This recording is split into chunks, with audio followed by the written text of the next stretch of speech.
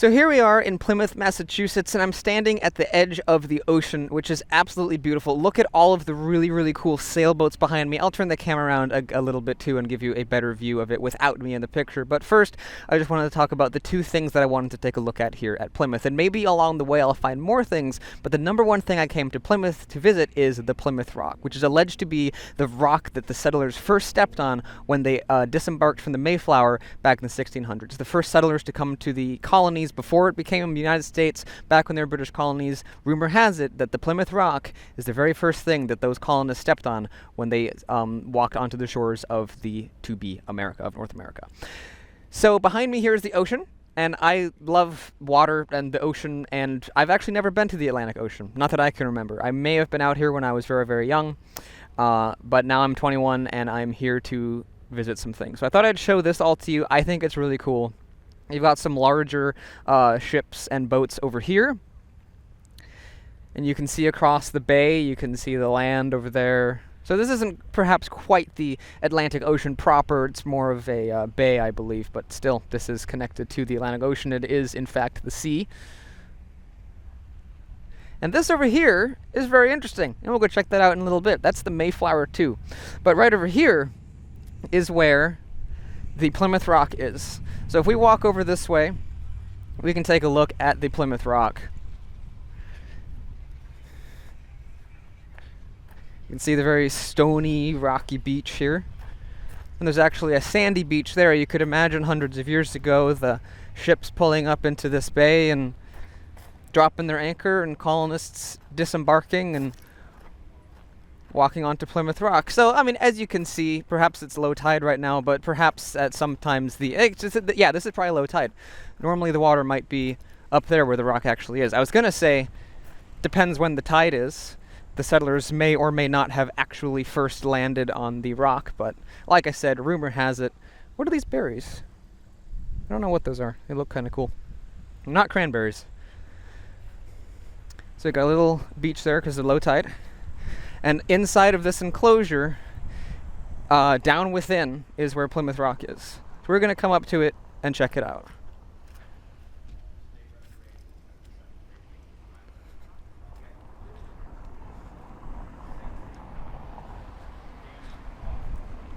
Looks like there's a tour going on, which is part of the reason why there's so many people here.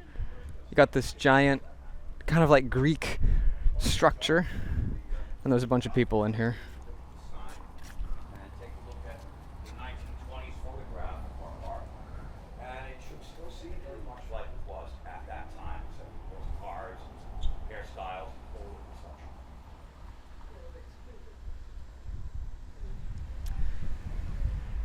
So on the ocean's edge right here is a large plaque talking about some of the timeline of the interesting things that have happened during this rock's lifespan as we know it. So in 1620 is when the pilgrims landed at Plymouth.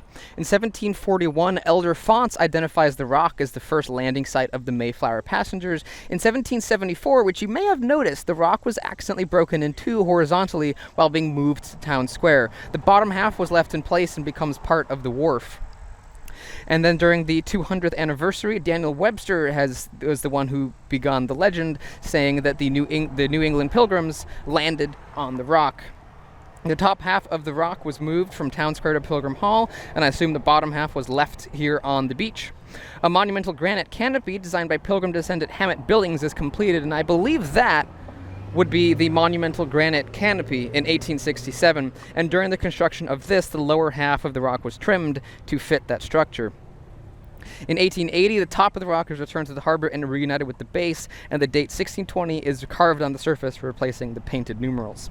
In 1920 and 1921, the Pilgrim Society transfers the land where the rock rested to the Commonwealth of Massachusetts Department of Conservation. You can read that. And then the new portico in 1920 was designed by world-famous architects and commemorated the 300th anniversary of the Pilgrim's landing. And that would be the portico that we see here today, I would imagine. And in 1989, they replaced the mortar holding the rock together. So you may have seen that seam in the rock, and that was when it was broken, and this here is when they were mating the two parts back together. There's also some text up here that you can read. I'm not going to read all of this because I've already read quite a lot. but you can actually read a lot of this if you pause the screen, pause the video, and read it. There's some down there. And finally, there is that. When the Pilgrims first saw Plymouth Rock, it was more than 3 times larger than what you see today. And Rose T. Briggs in 1968 said, "It is the fact that they landed and remains that matters, not just where they landed, but it is no bad thing for a nation to be founded on a rock." One last look at this sign. I think it's kind of interesting. You can see in 1855, the original base of the rock sat within a busy wharf. And at some point, they removed the wharfs and turned it into a park for people to enjoy. And it is, in fact, a beautiful park.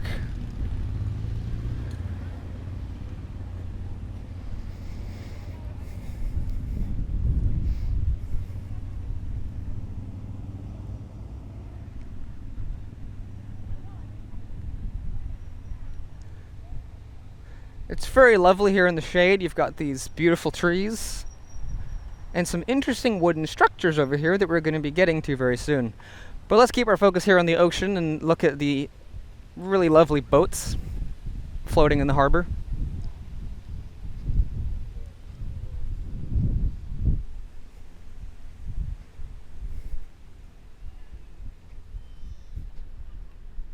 Ahoy.com. I love it.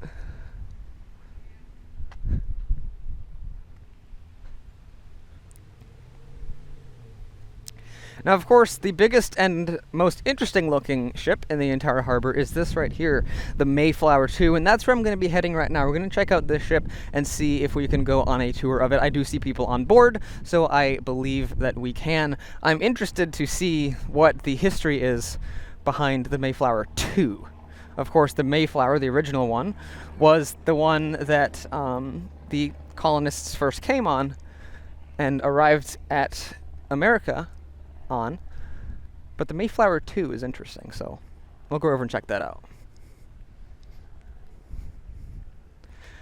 And of course, you've got restaurants and gift shops on the other side of the street.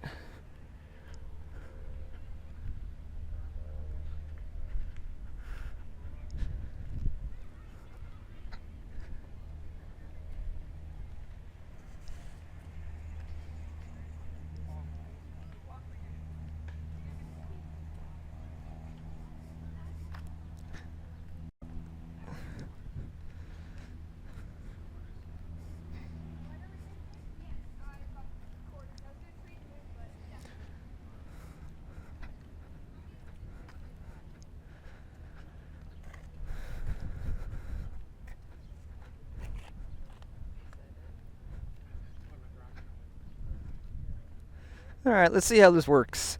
The USS Constitution was actually completely free to go and take a tour on. This I do not expect to be. Here's an informational plaque about the Mayflower 2 and what it's all about.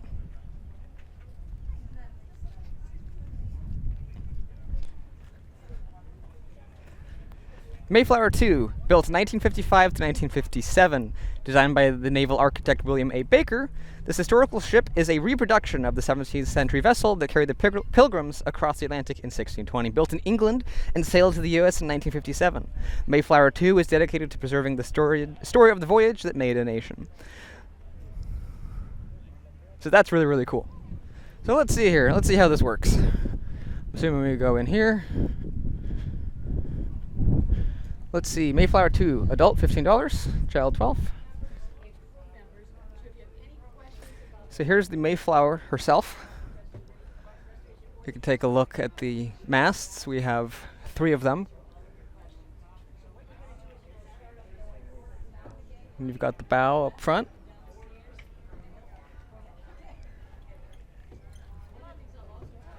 Looks like the tour is starting to go on board. So the Mayflower 2 is a full-scale reproduction of the ship that would have originally carried the Pilgrims to the United States in 1620. Now, although no actual plans of the original Mayflower exist, the Mayflower 2, which is what we're seeing here, was built on basically, first-hand documentation of what the Mayflower was and what it was like to be on board and things like that, and descriptions of it in primary sources. It was built by hand, the Mayflower 2, and it was using the same exact tools and techniques that shipwrights 400 years ago would have used. So it is as authentic of a reproduction of the original Mayflower as you really can have, which is pretty awesome. The original Mayflower, people aren't exactly sure what happened to it, but it's likely that it left Plymouth in April of 1621 and arrived in London and was probably broken down for scrap around 1624. So that's what happened to the original Mayflower. Kind of a shame, but things were different back then. So here we are on deck. You got this room up here in the front of the ship. You got supplies and ropes for the rigging. Modern supplies over there. You can also go below decks. We'll get down there in a second.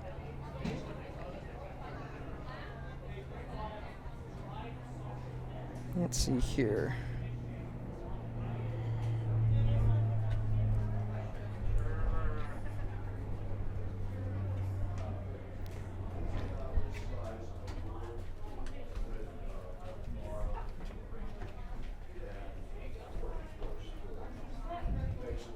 Oh wow, this is cool.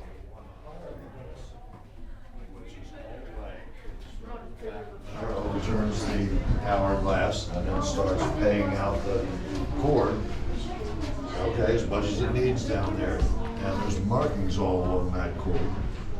Okay, when the sand runs out of the hourglass, he looks at it and says, oh look, you just went 3 miles. Okay. Puts a little plug in here. See these plug keep snapping off. Puts it in the little 3 there. Okay.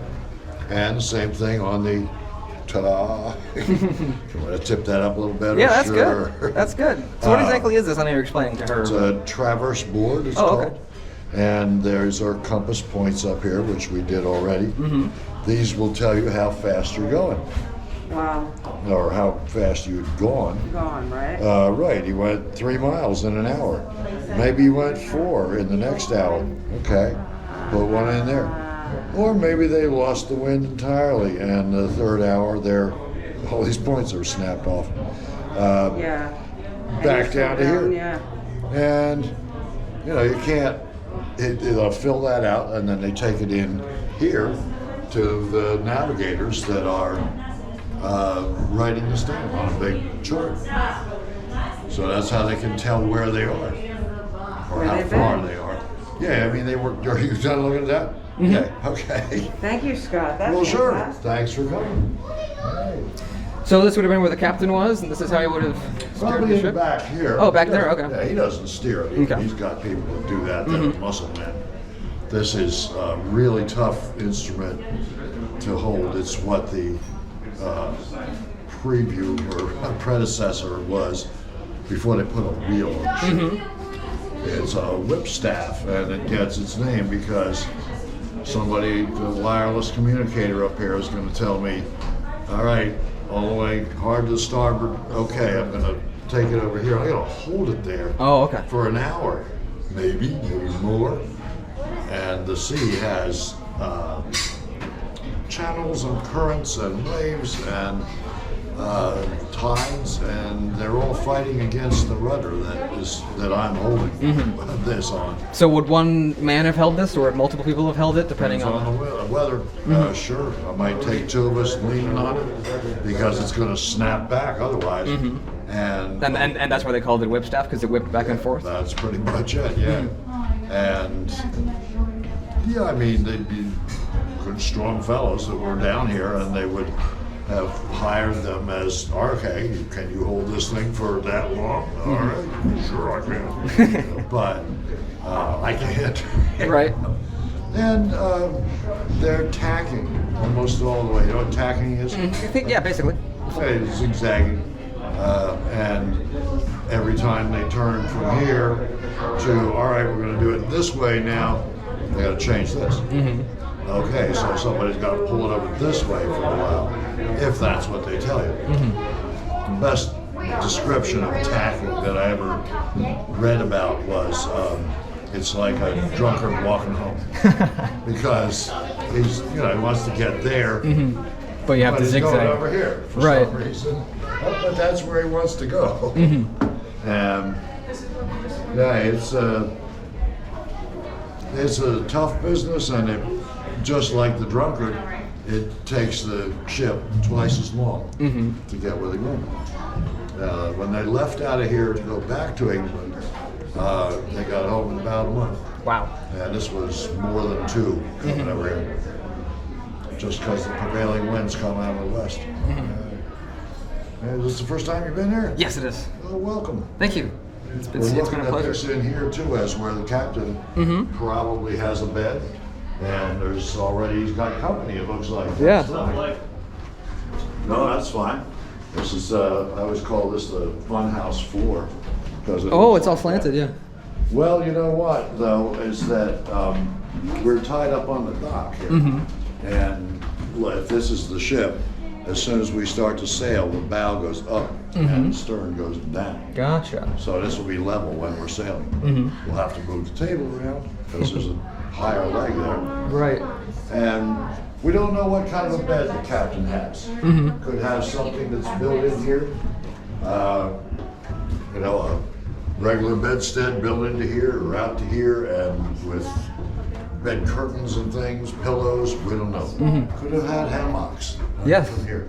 Yes. There's just one in there. I mean, it depends on what you like. And he was a part owner of the ship, so he could probably set up whatever he wanted. Okay. He's probably got 3 or 4 officers quartered in here too. So all the passengers would have been down in the hold most of the time? Well, yeah, down in the in-between deck, they call it. Oh, okay. Or And the hold is like way down. Yeah, there's a cargo hold Okay, under them, okay. and then there's the ballast that's under that. Oh, okay. Yeah, and no, they weren't really wanted on the deck. It was, well, I mean, except when they were anchored. Right. And I guess it was, I don't know, the first day we were here that I was talking to 2 women about that, and well, I said, no, the crew doesn't want these pilgrims coming up here. The woman said, gee, that seems kind of mean. But then her friend said, I guess it's like if you went into a department store and went all the way down to the back where the clerks are eating their lunch or something like that. Can we help you? You know, that's the kind of remark you'd get. And, no, it probably wouldn't even be that polite. Because they're, you know, sailors, as they call them. And, yeah, but they're, you know, they're getting in the way if they're walking around. I'm sorry, there you go. Okay. Was this ship built just for this voyage? No, it was, So they're not on voyages? it was hired. It had been out as part of the wine fleet for a while in England. And she had been up near Greenland as well on different voyages, yeah. And she was just hired. It's a cargo vessel you could hire. So that was kind of cool. This is a much different experience than the last ship that we visited. Of course it is. Of course it would be.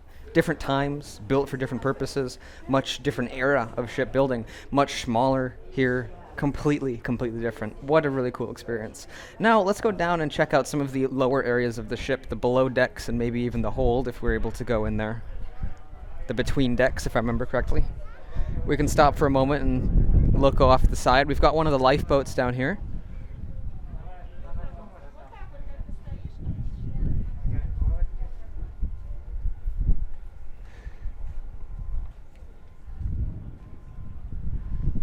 It's actually a really neat lifeboat. It's an entire sailboat in and of itself. I didn't even realize that. It's got its own mast where its own sails would be.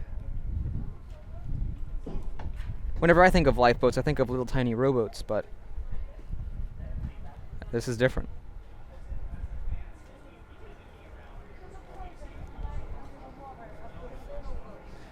So now let's head down here and see what interesting things lie in the between decks. Hey, it's going. Hi. How you doing? Excellent. Welcome to the Tween Deck. Yeah, thank you. You already been down here? No, I have not. This is where the 102 pilgrims and all their animals spent a nice and cozy 6 months together. Wow, that's wild. Yeah. That's crazy. Yep. And there's even a deck below us too, where all their supplies would go. Mm-hmm. And that's the hold. Tools, weapons, seeds, everything that is large and not breathing. Mm-hmm. So what else can you tell me about this? I mean, Well, probably more than you want to hear. But That's all right. Have you heard anything about the restoration yet? no, I have not. I just know that they did it between. I mean, the paper says 2014, 2020, right? Around there. That's Yeah. the idea. Mm-hmm. This vessel is not the Mayflower. Right. This was built in 1955 to 1957. It was built in originally Brixham, England, and the idea is that it was a guy named Warwick Charlton, and Warwick Charlton, he was a veteran of World War II. Oh, wow. He served in the British military in North Africa, and this was in the post-war years that he had this idea, but what he wanted to do was create for the United Kingdom and United States what the Statue of Liberty was for France and the United States. Oh, okay. A monument to the two nations. Mm-hmm. So he got together with Willie Maybury Baker, he was a pretty famous ship designer already, Mhm. and Stuart Upham, who owned a shipyard. They all got together in Brixham, England from 1955 to 1957, and they built this. Wow, that's very cool. Now, they built this, but they had a bit of a problem. What are you going to do with it? And they didn't know. So they cold called a little known museum known as Plymouth Plantation in Plymouth, Massachusetts, Mhm. as we used to be known. And they cold called the museum and they said, if we gave you a full-scale reproduction of the Mayflower, would you take it? And the museum's like, yeah, I guess. And so then they did. So in 1957, this exact vessel right here sailed across the Atlantic under its own power. Just like the original Mayflower would have. Mm-hmm. No engines, no tug, nothing. They did it in 55 days. Wow. And in 1958, the year after that, Warwick Charlton gifted this vessel to Plymouth Plantation for $1. Wow. And we've had it ever since. That's amazing. And in 2016 to 2020, this all got restored. Mhm. Multi-million-dollar restoration, 75% of the whole thing's new, sales better than ever. Wow. That's awesome. That's very, very cool. So that's a little spark notes for you. Mhm. That's a little something for you. Thank you for that. Yeah, no, not trouble at all. Not trouble at all. Yeah, as you walk about, any questions you got? All right. Got you. Sounds good. Thank you. Let's go take a look here and see. Could you imagine 100 people living down here for 6 months? And animals too? That's wild. So this, I imagine, in fact, it looks like it directly does right there, connects to the whipstaff.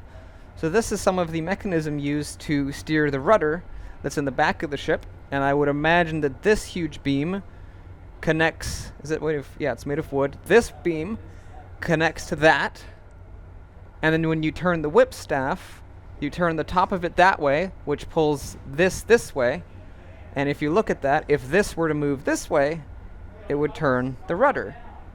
And as far as what these are for, these pulleys, I can't entirely be sure. I suppose they're to make turning this easier. That's what I'd imagine they're there for.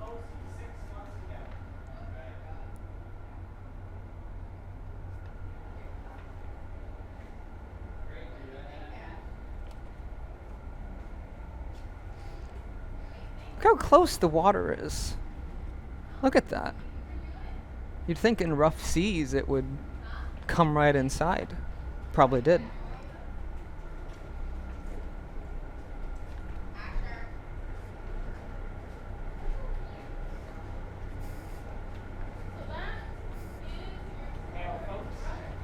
Welcome on down.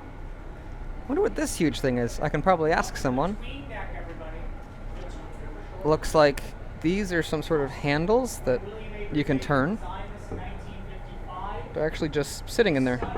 Interesting. Designs was written, what survives some other English and Dutch ships from the late 1500s, early 1600s. He worked at a range. Now we can also take a look below into the hold. I don't think there's that much to see, but there are people down there. Perhaps they're staff. Because I don't see any way else to get down there. Unless it's this ladder and I missed it. No, that goes up on deck, so.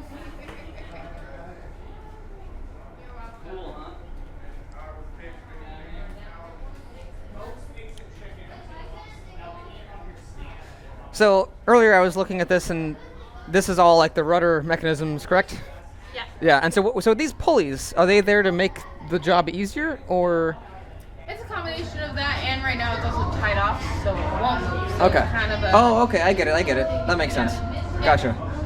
Yep, our ship is fully functional to sail. Uh huh. So we don't want people moving that rudder. Right. That makes sense.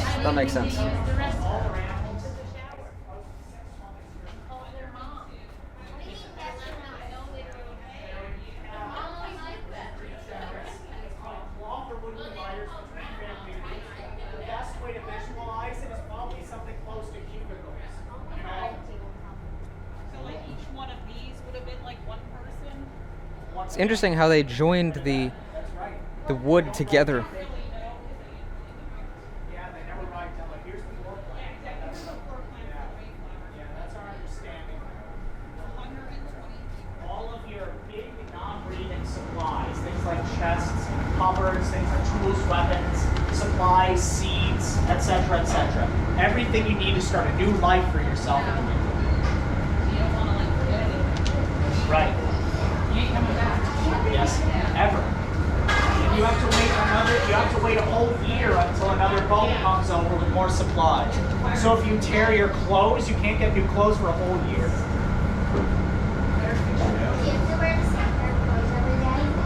Well, a lot of people brought anywhere from 2 to 3 totally different changes of clothing and some extras beside.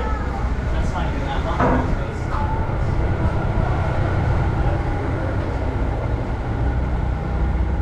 Whoa, this is neat. Look at that.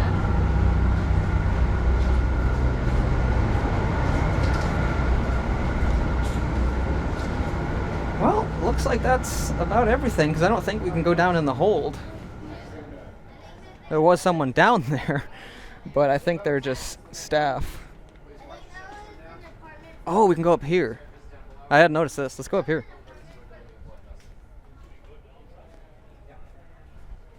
Of course, they wouldn't have had metal railings like this back in 1620. They probably wouldn't have even had stairs this nice.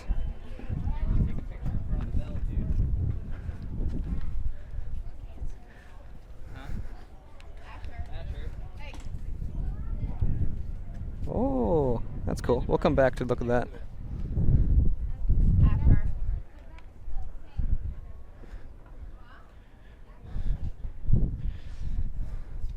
So here we have an upper section, which is where all the modern amenities are if you were actually to sail the ship. Mayflower 2, certificate of documentation.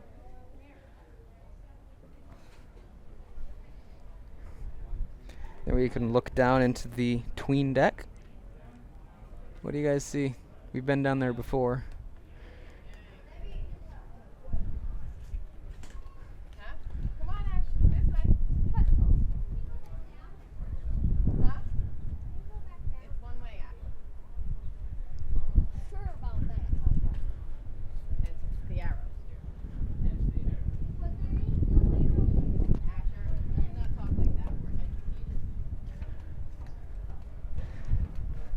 So here is, more than likely, a replica of the ship's bell. Pretty neat. Made of copper. And here is one final look at the Mayflower 2. We can look at the masts, the rigging.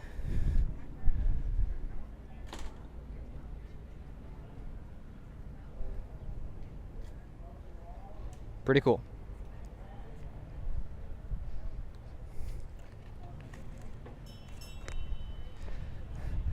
So that's been a little tour of the Mayflower 2, the replica of the original Mayflower that came to the shores of North America in 1620. The replica built in 1957 and restored. Whoop, that was a little step there. Restored in very recently. They finished it up in 2020. So basically, it's a brand new ship. We can ring the little bell. Here's some little information about said belt. Pretty neat. The Mayflower Compact, 1620.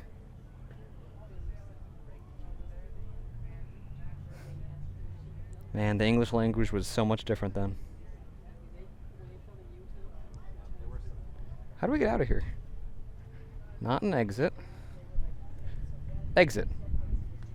Gotcha.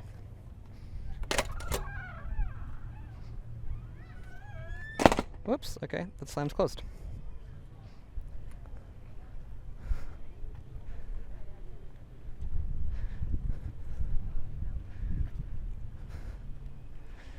So I hope you all enjoyed the little tour of the Mayflower 2. It was pretty interesting, pretty fun.